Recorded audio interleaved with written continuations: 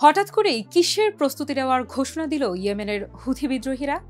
ইসরায়েলকে এবার নিরাপত্তা দিতে পারবে তো বিশ্বমোড়ল যুক্তরাষ্ট্র? সংঘাত ছড়িয়ে দখলদার ইসরায়েল যখন মধ্যপ্রাচ্যে ত্রাসের রাজত্ব সৃষ্টি করছে, তখন প্রতিরোধের ঢাল হিসেবে সবসময় নিজেদের পরিচয় দিচ্ছে হুথি বিদ্রোহীরা। তাদের একটাই লক্ষ্য ইহুদিবাদী শাসন ব্যবস্থার ধ্বংস নিশ্চিত করা।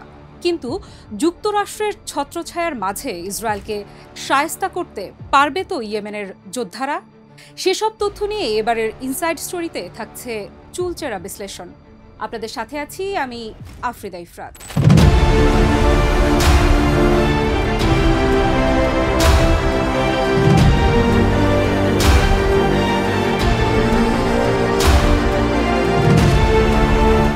ধরুন সারি সারি প্যালেস্টাইন 2 ক্ষেপণাস্ত্র ছুটে চলেছে ইসরায়েলের দিকে। ঠেকাতে পারবে তাদের আকাশ প্রতিরক্ষা ব্যবস্থা?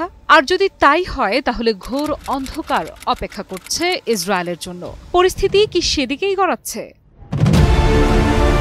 কি ঘটতে চলেছে মধ্যপ্রাচ্যে? তেহরান থেকে শুরু করে ইয়েমেন টান টান যুদ্ধের সাজে প্রস্তুত। কি কারণে হঠাৎ এই উত্তেজনা? কোন রাজনৈতিক ঘটনা বা সামরিক ঘটনার ধারাবাহিকতা এটাকে এত তীব্র করে তুলেছে?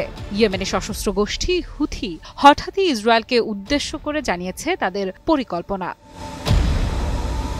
ইহুদিবাদী শাসনকে জবাব দিতে ইয়েমেন প্রস্তুত, এমনটি জানিয়ে হুথিদের রাজনৈতিক ব্যুরোর সদস্য মোহাম্মদ আল ফারাহ বলেছেন, আমরা কেবল প্রচারণা কিংবা গণমাধ্যমে বক্তৃতা দেওয়ার মাঝেই ইসরায়েলের বিরুদ্ধে প্রতিরোধ বলয় গড়ে তুলছি না, বরং রাজনৈতিক, অর্থনৈতিক এবং কৌশলগতভাবে ইহুদিবাদীদের ভবিষ্যৎ ধ্বংস করার জন্যই এগিয়ে যাচ্ছি। ৩ নভেম্বর এক প্রতিবেদনে বিষয়টি নিশ্চিত করেছে মধ্যপ্রাচ্য ভিত্তিক সংবাদ মাধ্যম মেহের নিউজ এজেন্সি।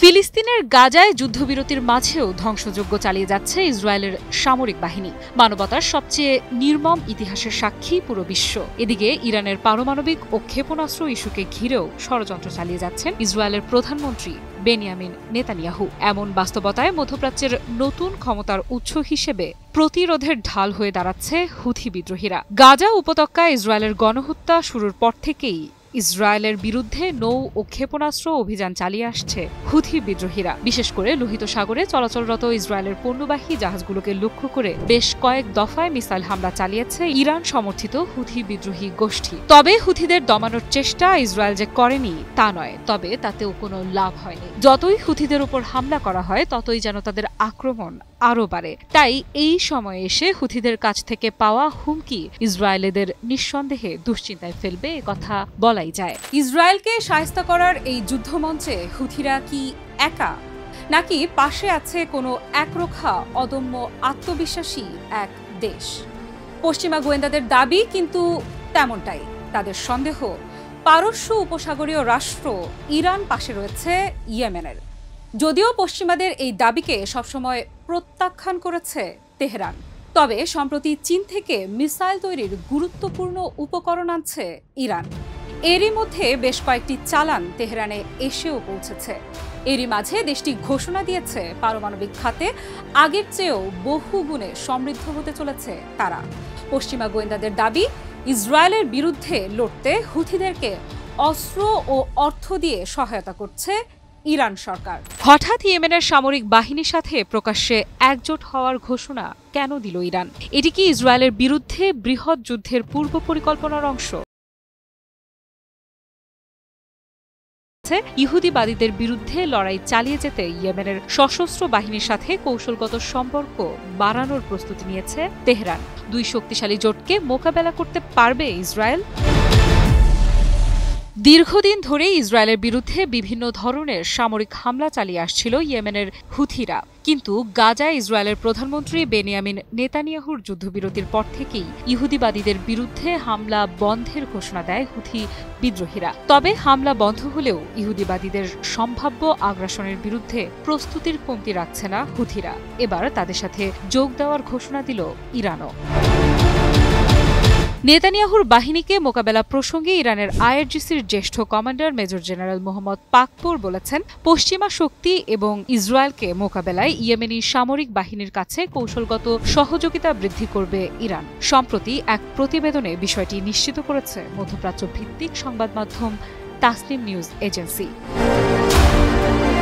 তবে কি হুথিদের নতুন অস্ত্র দিতে চলেছে ইরান? সাম্প্রতিক সময়ে ইসরায়েলের বিরুদ্ধে হামলায় প্যালেস্টাইন 2 মডেলের ব্যালিস্টিক মিসাইল দিয়ে কয়েক দফায় হামলা চালিয়েছে হুথিরা। বিশ্লেষকদের ধারণা, এই মিসাইলটি দেশীয়ভাবেই তৈরি করেছে ইয়েমেন। যদিও ইসরায়েল ও যুক্তরাষ্ট্র সহ পশ্চিমাদের দাবি, ইয়েমেনকে অর্থ ও অস্ত্র দিয়ে সহায়তা করেছে ইরানের সরকার। 12 দিনের যুদ্ধের চেয়েও ভয়ঙ্কর কি ঘটতে যাচ্ছে এবার ইরান ইসরায়েলের মাঝে? আবার কি শুরু হতে যাচ্ছে দেশ দুটির মুখোমুখি সংঘর্ষ? যুদ্ধের সর্বোচ্চ প্রস্তুতি গ্রহণ করতে কেন ছাড় দিচ্ছে না ইরান? ইরানের সেনাবাহিনীর সমন্বয় বিষয়ক উপপ্রধান রিয়ার অ্যাডমিরাল হাবিবুল্লাহ সাইয়ারি দিলেন ভয়ঙ্কর তথ্য। ইসরায়েলের ভাগ্যে খারাপ কিছু অপেক্ষা করছে না তো? মধ্যপ্রাচ্যে বিরোচিত দেশ কোনটি? এই প্রশ্নে সবার আগে মাথায় আসে কোন দেশের নাম? নিশ্চয়ই ইরানের নাম। দেশটির টকবগে আত্মবিশ্বাসে মুগ্ধ পুরো বিশ্ব। এবারে পারস্য উপসাগরীয় এই দেশটি জানিয়েছে 12 দিনের সম্প্রতি ঘটে যাওয়া যুদ্ধে যুক্তরাষ্ট্র ও ইসরায়েলকে পরাজিত করেছে ইরান। শুধু তাই নয়, ইরানের দাবি এই পরাজয়ের মধ্য দিয়ে বিশ্বমঞ্চে বিশ্ব মোড়ল যুক্তরাষ্ট্রকে ধরাশায়ী করেছে তেহরান। এ বিষয়ে ইরানের সেনাবাহিনীর সমন্বয় বিষয়ক উপপ্রধান রিয়ার অ্যাডমিরাল হাবিবুল্লাহ সাইয়ারি বলেছেন, ইরানি সশস্ত্র বাহিনী 12 দিনের আরোপিত যুদ্ধে যুক্তরাষ্ট্র ও ইসরায়েলকে পরাজিত করে বিশ্বমঞ্চে যুক্তরাষ্ট্রের ভাবমূর্তি নষ্ট করেছে। ইরানের শক্তি নিয়ে অনেকটা ভুল ধারণাই ছিল ইসরায়েলের, কিন্তু গত জুনে 12 দিনের যুদ্ধে ইরানের সামরিক প্রস্তুতি সম্পর্কে বেশ ভালোভাবেই টের পেয়েছে তারা। তাই তো ইরানকে ধরাশায়ী করতে শেষ পর্যন্ত যুক্তরাষ্ট্রের প্রেসিডেন্ট ডোনাল্ড ট্রাম্পের কাছেও সাহায্য চায় নেতানিয়াহু। বন্ধু রাষ্ট্রকে নিরাশ না করলেও ইরানের বিরুদ্ধে সম্মিলিতভাবে খুব একটা সুবিধা করতে পারেনি যুক্তরাষ্ট্র ও ইসরায়েল। হাবিবুল্লাহ সাইয়ারি বলেন, ইরানের সশস্ত্র বাহিনী যুক্তরাষ্ট্র সরকারের আন্তর্জাতিক মর্যাদাকে কলঙ্কিত করেছে। ইসরায়েলি শাসন এখন শক্তিশালী ইরানের বিরুদ্ধে যুদ্ধ করার মতো অবস্থায় নেই। তারা আরোপিত যুদ্ধে ব্যর্থ হয়েছে এবং যুক্তরাষ্ট্রও সেই ব্যর্থতার পথেই হেঁটেছে। সাইয়ারি সতর্ক করে বলেন, যদি ইসরায়েল আবার ইরানের বিরুদ্ধে যুদ্ধ শুরু করে তবে ইরানের সেনাবাহিনী আবারও তাদের কঠোরভাবে পরাজিত করবে। এর আগে ইরানের আরেক শীর্ষ নেতৃত্ব একই সুরে জানিয়েছেন, ইরান এখন সম্পূর্ণ নিরাপদ, তাদের ছোঁয়ার সাধ্য শত্রুর নেই। ইরানের ইসলামিক রেভলিউশনারি গার্ড ক্রপসের মুখপাত্র জেনারেল আলী মোহাম্মদ নাইনি জানিয়েছেন, ইরান সামরিকভাবে আরও প্রস্তুত এবং শত্রুদের বিরুদ্ধে কঠোর প্রতিরোধ গড়ে তুলেছে। ইরানের বিরুদ্ধে কোনো ধরনের আগ্রাসন ঘটলে শত্রুপক্ষকে আরও কঠিন পরাজয় বরণ করতে হবে। ইরান সরকার বহুবার প্রকাশ্যে বলেছে, ইসরায়েলকে মানচিত্র থেকে মুছে ফেলা হবে। আর যুক্তরাষ্ট্রের মধ্যপ্রাচ্য নীতির মূল ভিত্তি ইসরায়েলকে রক্ষা করা। সাম্প্রতিক সময়ে হুথিদের হামলায় বারবার বিপাকে পড়ছে ইসরায়েল। এদিকে রাশিয়া ও চীনের সাথে ইরানের রয়েছে কৌশলগত ঘনিষ্ঠ সম্পর্ক।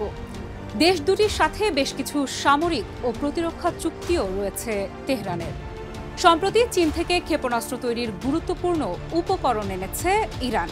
অন্যদিকে রাশিয়ার কাছ থেকে 48টি সু-35 মডেলের মাল্টি রোল যুদ্ধ বিমান পেতে চলেছে তেহরান। এগুলোকে ঘিরে চিন্তার পরিসর কেবল বেড়েই চলেছে যুক্তরাষ্ট্র ও ইসরায়েলের।